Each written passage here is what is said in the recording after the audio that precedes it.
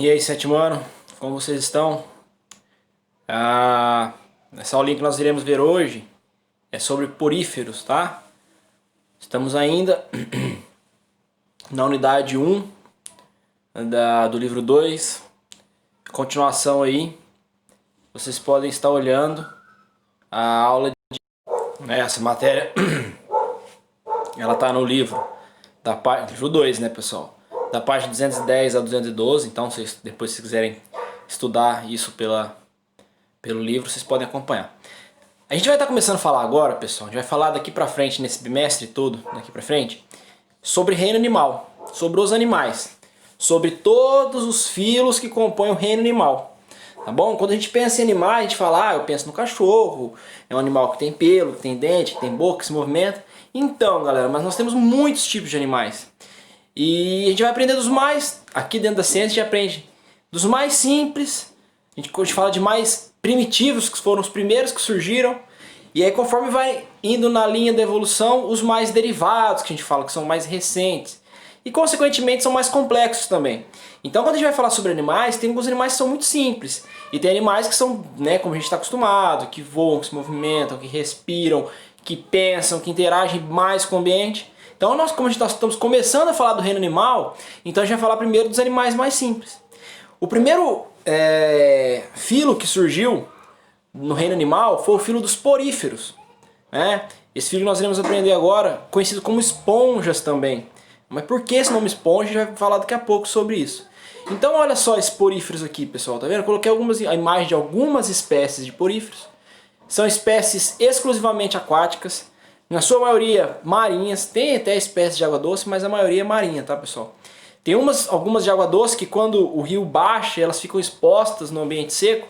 Se tiver bastante úmido, elas conseguem viver. Quando a água volta, elas voltam a sobreviver. Formam um esporo em volta delas, que protege elas daquela ausência de água. Quando a água volta, ela volta a reaparecer.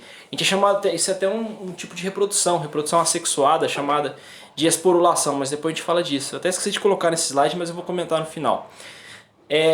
Aqui, pessoal, sabe o Bob Esponja? Ele é um representante dos poríferos, né? Quando a gente vai falar sobre Bob Esponja, é um desenho muito legal, muito engraçado, muito viajado, mas ele mostra algumas espécies animais, né? Mostra algas também, na sua maioria espécies marinhas, e o principal personagem é um porífero, é uma esponja. As esponjas, pessoal, eles não são quadrados igual o Bob Esponja, eles não se movimentam, eles não têm cérebro, eles não pensam, eles não conversam. Eles são ex-animais, são animais fixos, ficam lá no substrato, no fundo do rio ou do mar, geralmente em coral ou no fundo do mar mesmo, fixo lá, filtrando a água, se alimentando dos nutrientes que tem na água, tá, pessoal? É um pouquinho diferente do Bob Esponja, mas tá aí, esses aí são os poríferos, são animais até bonitos, né, pessoal? Acreditem, isso é um animal, tá? Não é vegetal, não é alga. E vocês vão entender porque é animal, tá? Vou mostrar algumas características dele que fazem com que ele seja um animal. Apesar de ser muito diferente de nós, pensem bem, pessoal. Ele é um dos primeiros animais que surgiram, então ele era muito simples, tá? Hoje os animais quando a gente pensa em bicho, são animais um pouquinho mais complexos, tá bom? Então vamos lá. O que esse cara faz, né? Ele filtra a água entra dentro dele e sai pra fora nesse negocinho, tá vendo, pessoal? Nessa saidinha no topo. Essa saidinha do topo não é a boca deles, tá? É chamado de ósculo. Eu vou mostrar pra vocês. Então vamos para a estrutura desses bichos aí. Deixa eu tirar meu... Aí, melhor. Pessoal, aqui tá o esqueminha de um porífero, tá? Presinho aqui no substrato. A água entra por poros nele, por isso que ele é chamado de porífero. Legal? Essa água entra no átrio dele, que é a parte central dele, que é oca ou espongiocele, e sai pelo ósculo, tá? Não é óculos, viu? É ósculo. É isso que o cara faz. Tem espécies que filtram até 200 litros de água. E os nutrientes que estão aí nesta água são barrados pelo tecido desse animal e ele absorve os nutrientes disso que ele porventura vem se alimentar. Tá bom? Existem... tá vendo aqui? Tem uns cabelinhos aqui por dentro. Isso são partes de uma célula chamada de coanócito, que tem um flagelinho aqui, ó, que fica batendo todo tempo. E ao bater, ele puxa água para dentro desse animal. E aí esse animal consegue soltar. Aí, a célula que forma os poros dela é o porócito, tá bom? Que mais? Aí eu tenho o coanócito ele pega o alimento, manda para o tecido e as células se alimentam disso que foi absorvido do ambiente. Tá bom? Tem um amebócito, que é uma célula que faz a digestão desse nutriente e vai entregando esse nutriente para o resto do tecido do animal. Eu tenho espículas calcárias, né, de carbonato de cálcio, que dão uma estrutura para esse animal, que faz com que ele fique ereto ali, como se fosse o esqueleto dele, tá bom? E essas espículas calcárias, elas causam irritabilidade na gente.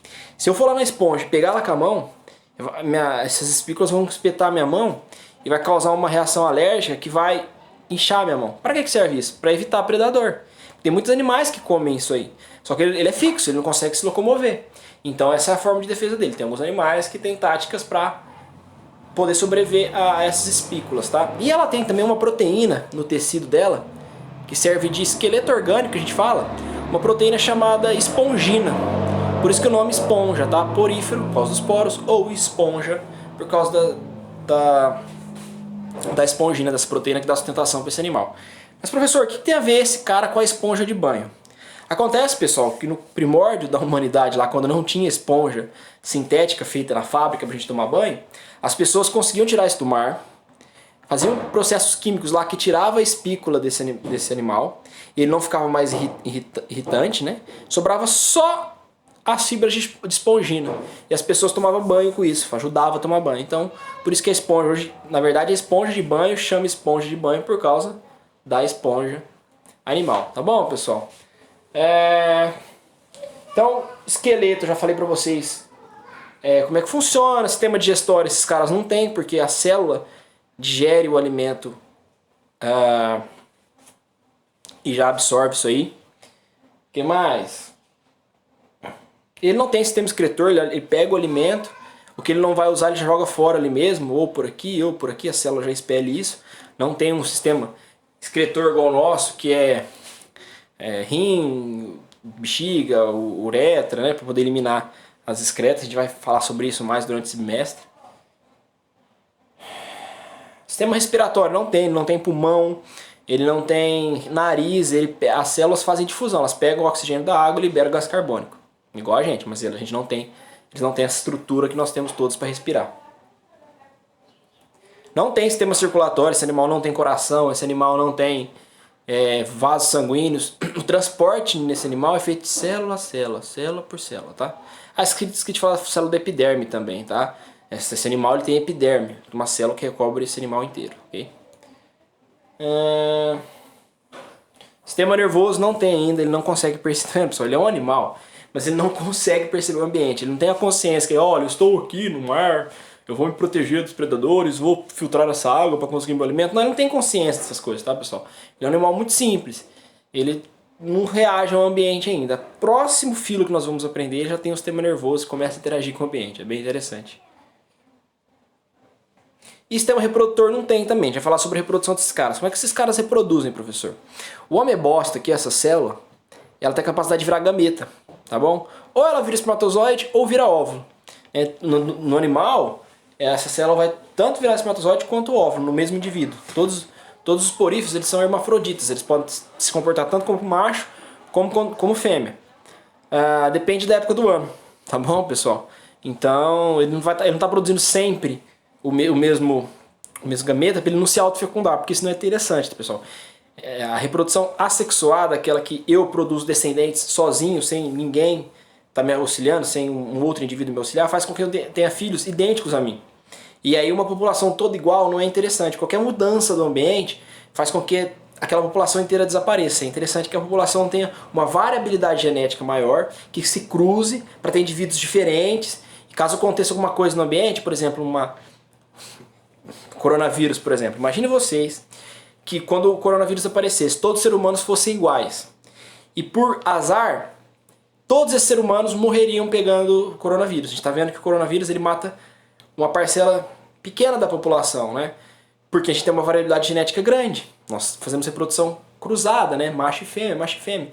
Então, parte dessa população morre e parte dessa população consegue ter uma força imunológica maior ao coronavírus e consegue sobreviver. Se a gente fosse todos, não fôssemos nós sobrevivêssemos ao coronavírus, a espécie humana desapareceria. Entendeu, pessoal? Então é interessante ter fecundação cruzada, vou mostrar para vocês. Então vamos lá para a reprodução sexuada dos poríferos. Pessoal, tem um indivíduo macho, né, que produz espermatozoide. Ele solta o espermatozoide pelo ósculo, o espermatozoide é móvel, tem flagelo. Vocês sabem disso, a gente já viu isso na espécie humana, e ele vai nadar. Se porventura uma espécie fêmea sugue a água e vem o espermatozoide entra lá dentro do átrio dessa esponja, e lá ele encontra um óvulo que foi produzido pelo amebócito, tá? E aí ocorre a fecundação.